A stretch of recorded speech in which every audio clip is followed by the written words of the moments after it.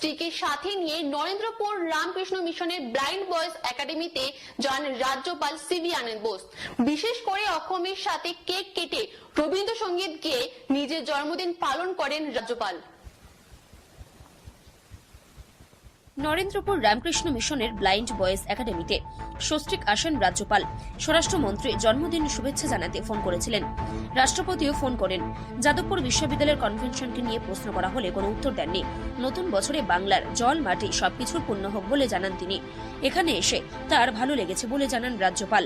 Home secretary ও chief secretary যারা নতুন হয়েছে তাদের শুভেচ্ছা জানান, তবে তারা তাদের কর্তব্যে যাতে অবিচল থাকেন তার স্মরণ করিয়ে দেন।